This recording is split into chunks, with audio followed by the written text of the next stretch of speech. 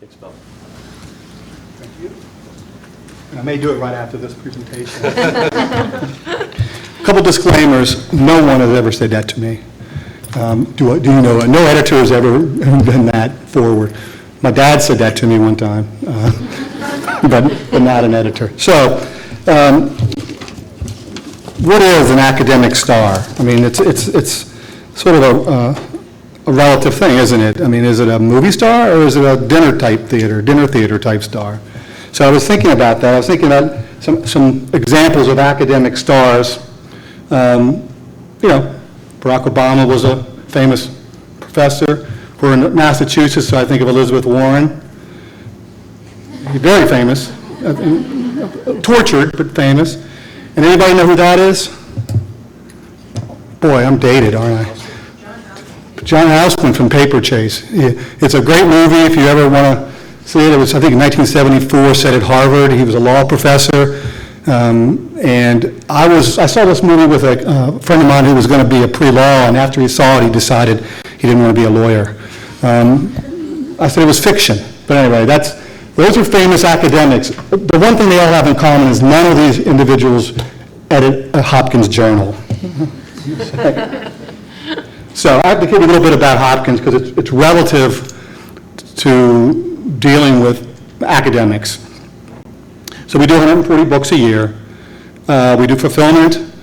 We're not a huge publisher. We're a university press. We do 85 journals, which in the university press land, besides, if you're not counting Cambridge and Oxford, is pretty large.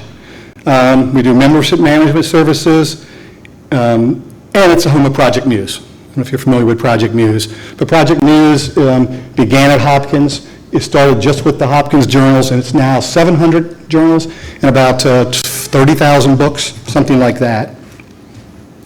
So there's something called Sayers' Law, and I didn't have the slide up, but it goes this way.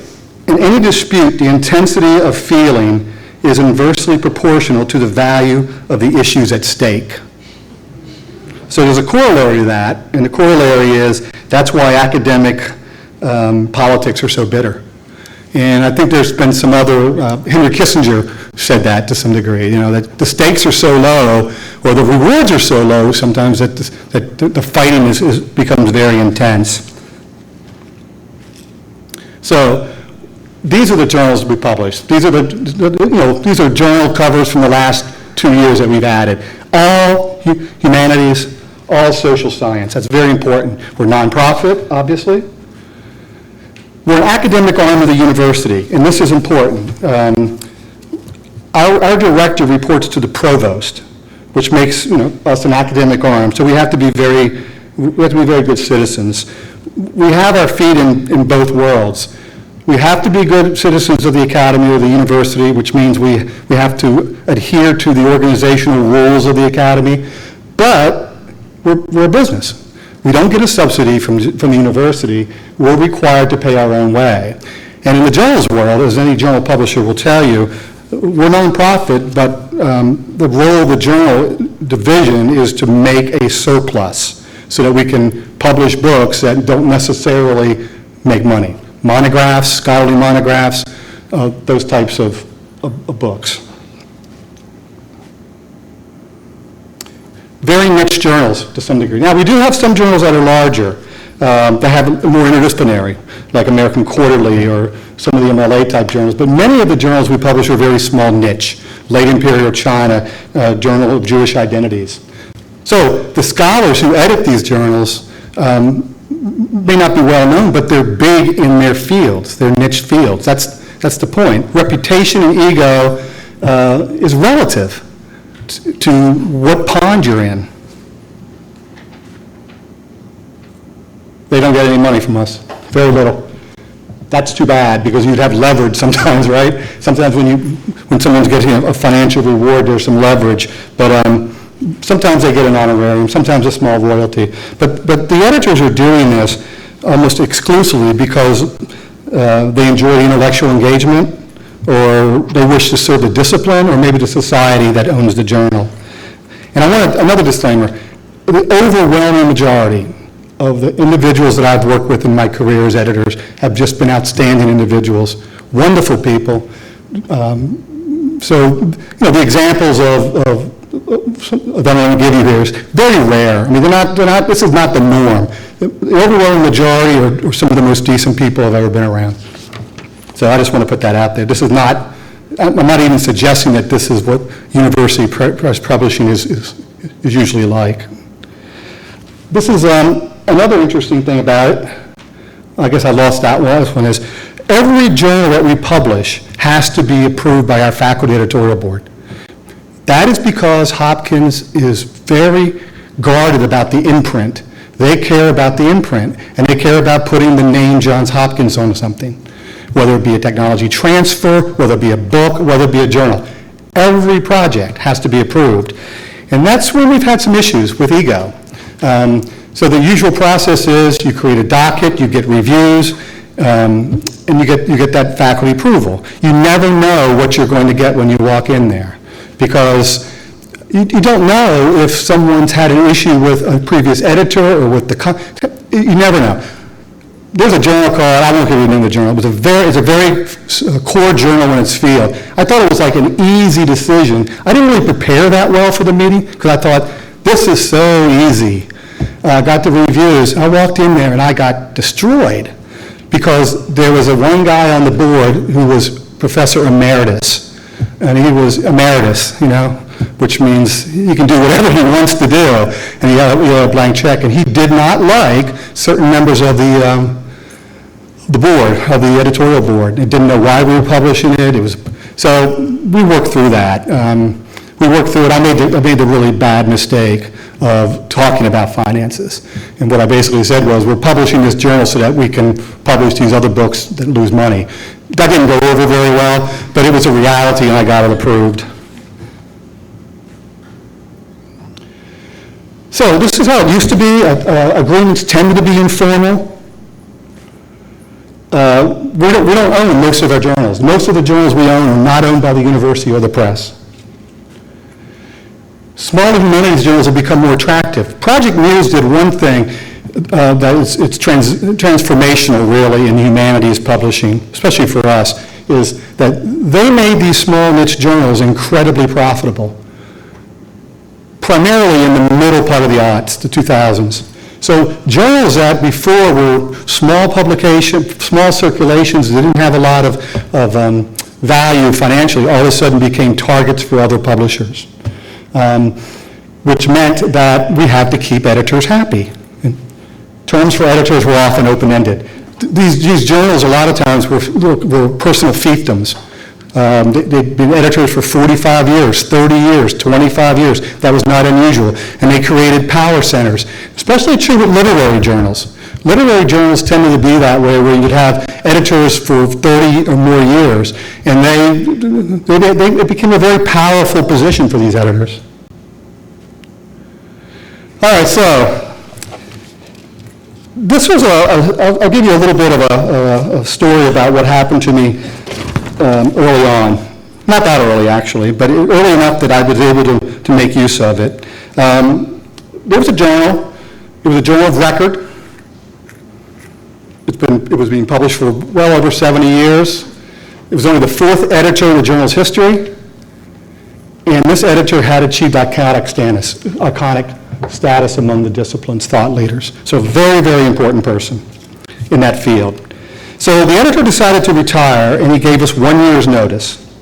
And he handpicked a successor, and he requested press approval, although it was clear he saw that approval as a formality. Now, the publishing agreement required that a new editor needed to be approved by the journal's advisory board, but I ignored it. I ignored that because he was so adamant that the choice was correct. He didn't want me to. I mean, he didn't want me to take that step. He thought it was a little in the front. Plus, I figured the board, one that he had handpicked, controlled, would rubber stamp it. I made a mistake. It was a big mistake. So you fast forward several months, and I receive a letter from this same editor, which takes the press to task for appointing the successor without fulfilling our contractual obligation to seek the necessary approvals. And he hints at legal action if we do not put a selection on hold pending our doing so. So what happened? he had a fight with the new editor. The new editor was a strong personality, also someone who was very well known in the field. Otherwise, they wouldn't have chosen him to be the editor of this journal. The editor, I think the main sin was that the editor was going to replace a longtime advisory editor, and the way he had approached it was considered poor taste. The letter I got, I dug it up the other day. He called the guy a scoundrel and an ingrate. But besides that, he was a great guy. So what do you do, right? So I spoke to the incoming editor to get his take, and I decided that the appointment would stand. Look, the new editor had arranged for course relief from his institution. He had started to solicit manuscripts.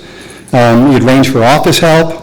And so what happened? The outgoing editor encouraged his colleagues to write our director, people in the provost office, everybody that knew on the Hopkins faculty. So you get the picture, right? The main squeeze is on.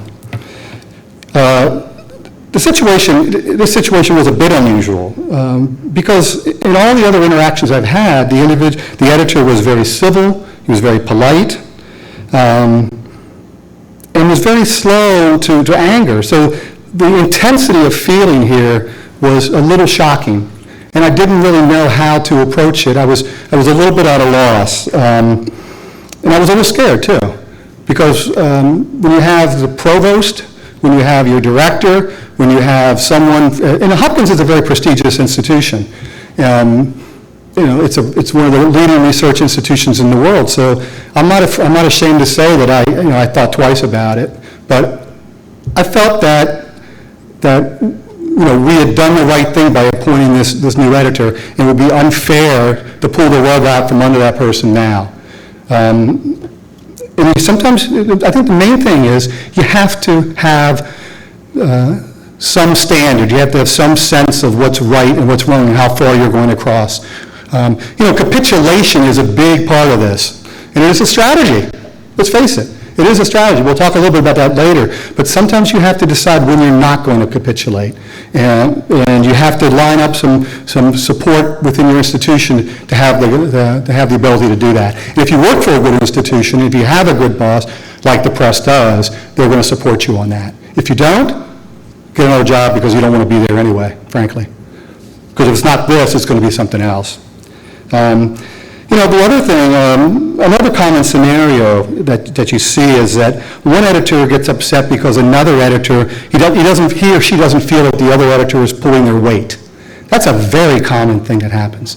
So, this is humanities. So most of these journals are edited by one individual. They're not multi-edited publications, but occasionally you will have a situation where colleague A has an intellectual interest and friendship with colleague B, and they decide they're going to get together and edit this journal. And that goes badly a lot of the time. One other instance I recall where it got so bad that I had to apportion issues to individual editors. You do issue A, you do issue B, you do issue C. It got to be that bad. Now normally, you would just ask one of the editors to step down, but if you're dealing with established academics, you can't always do that.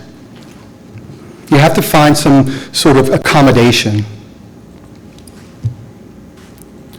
So the resolution, I did ask for a cooling off period. I asked both individuals and all their supporters just to stop emailing, stop calling, just sit back and just go fishing, do something else besides think about this. And that did work. There was a sense of trying to put this back into perspective.